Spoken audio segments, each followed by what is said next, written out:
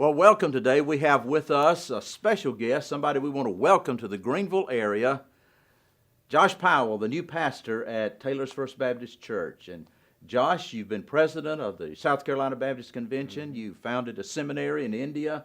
You've been the pastor at Lake Murray Baptist Church, I think, for a little over 7 years. And now you're coming to Taylor's. Yes, sir. One of the larger churches in the area, one of the largest in our convention. Right. How do you feel about all this? Well, it's exciting. I mean, with any transition, there's a lot of anxiety that creeps in, but also a lot of excitement about the future and what to look forward to, and moving a family of, 4 kids, all of them school age and all those things. So it's just a lot happening, a lot going on. But man, I could not be more thrilled with the possibilities of serving at Taylor's First and getting ready to jump in and seeing what the Lord does. I wanted to ask you about what's your leadership style, what's your ministry focus, what is your vision for Taylor's First, and those things may not be in place yet. Right. So I guess maybe I'd sum that up and say, well, what do you see happening? How do you see adjusting to the first year that you're the senior pastor? Well, a lot of it is just, learning where, which key fits which door, that's kind of first, and where everything's located, and trying to figure out what's going on, and at the same time learning the staff and getting to know them, and learning the people in the church, and a lot of it is just that getting used to it, period, and learning out. So that's obviously first. But one of the things that really attracted me to Taylor's First, and I was not looking. I was happy at Lake Murray, and I'm thankful for that church. God, it's just a family, just a blessing. But one of the things, whenever it come down to that, was attractive to me is Taylor's commitment. Not just their commitment to be a church in their community for that place, which has been great, but their commitment to support SCBC and SCBC causes and the Southern Baptist Convention, and their faithfulness in that. But even that, and beyond that, is their support and commitment to missions.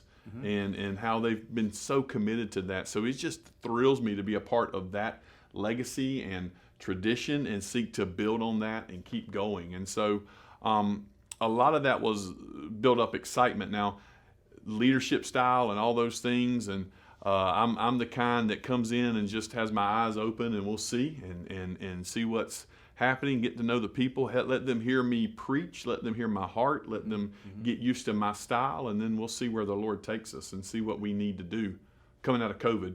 Sure. Who knows anyway? Right. It's a different time. That's right. Back in 2020, when you were president of the South Carolina Baptist Convention, you said at that time that education and missions were number one with you. Right. And it sounds like it's a pretty good fit for you and Taylor's. Would you comment on that? No, absolutely. I believe education and missions are number one for Southern Baptists, and I truly believe that that we are at our best. And I think I've said this maybe in a couple articles for the Courier. We are at our best when that's where our focus is. And so I believe the same thing for Taylor's First. We're going to be at our best when we're focusing on reaching others with the gospel, and training and educating and discipling others for the name of Christ. And so those two things are what we are about as Southern Baptists, and I truly believe what we should be about at Taylor's First. Now, how that plays out in whatever ministry and whatever place, and where those niches may be for us that we can really dive in, not really sure yet, but that's the heart, I think, of what it means to be a Southern Baptist at its core. And it's the heart of the Great Commission. My first sermon there is going to be on Matthew 28, the Great Commission, that idea of reaching people and teaching people. And that's the heart of what it is to be a church, I think, sent by God into this world. Okay. On another note, back in 2020 again, we've had this conversation, we've talked about it, that you said at that time the racial reconciliation conversation was important. Right. And then Lifeway just released a new poll that they found that Americans as a whole are less optimistic about racial reconciliation than they were in 2014. Sure. So how does that play into your role as the leader, as the senior pastor at Taylor's? Well, I'm not surprised by the poll. I think a lot of people, in so many ways, that's evident of the fact that people don't know where to go with the conversation. And I just want to be faithful to God's word as people, to loving the Lord and loving our neighbor. And who is our neighbor? And that's anybody and everybody in our community, no matter of socioeconomic status, no matter of racial status and color of skin. We're just wanting to love people. And so obviously that's first and foremost and primary. On the same side, Taylor's has been dealing with this as well, with even within their church already a racial reconciliation group that's meeting together and seeking this. So it's a conversation that they've already begun that I'm happy to join in with them.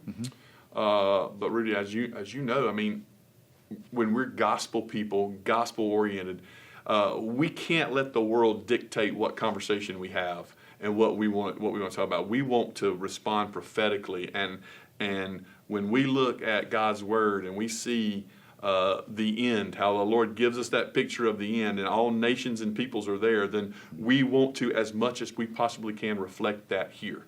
And so that would be our desire, to be a gospel-centered people that reflect the glory of God and the kingdom that is there. In Revelation 7, Jesus says, pray thy kingdom come on earth as it is in heaven. So that's our prayer and our desire. Well, Josh, again, we welcome you to Greenville. Glad you're here, and look forward to maybe you writing some more articles for the Courier in the days ahead. Absolutely. Love the partnership with the Courier. Love what you guys are doing, and of course we support y'all in every way we possibly can. I'm glad to be here, Rudy. I'm looking forward to you buying me some lunches and other things like that. You can count on it, brother. God bless you. Thank you, brother. Appreciate it.